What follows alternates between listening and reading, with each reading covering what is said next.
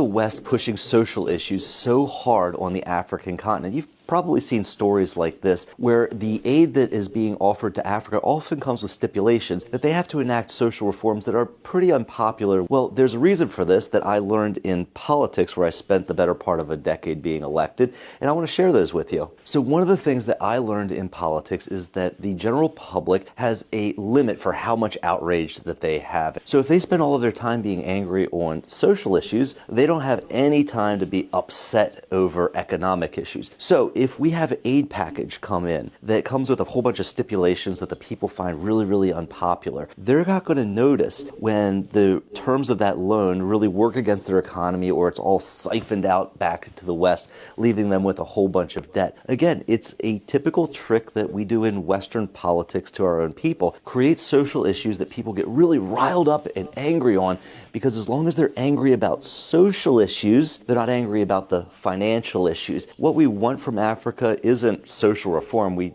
genuinely, I'll tell you, we don't care about those issues that we say we care about. What we really want is the resources and the money, and to kind of keep them down. So again, if you see us pushing a whole bunch of weird agendas on you and you're like, why the heck are they doing that so hard? Well, now you got the reason. You'll be fighting over these social issues, and you're not going to see that we're taking money out of the back of your pocket. Hopefully that's of value to you. Anyway, I'll see you guys on the next video.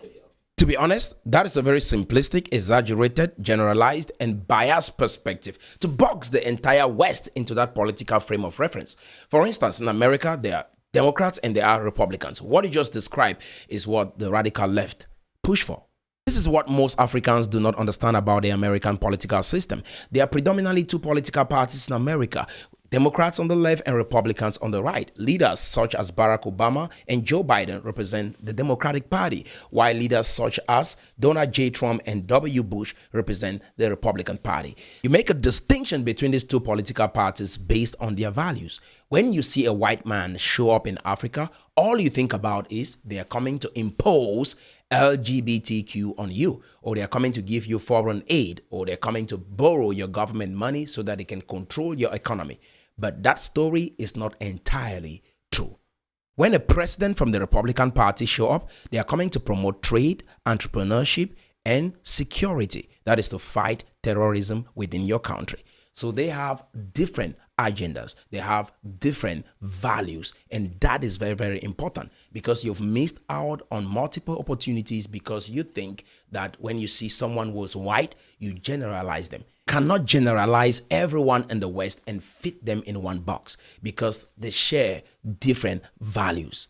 America, for example, approximately 70 to 80% of blacks in America are Democrats, while only 5 to 10% are Republicans. This is the staggering statistics that you should observe.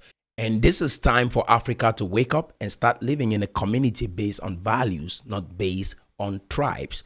Because in Africa, we have the government and then we have the rest of the population. In Cameroon, for example, if you work for the government, the people are against you. In the case of Ambazonia, if you are an Anglophone and you are against Ambazonia, you are labeled black leg, La Republique.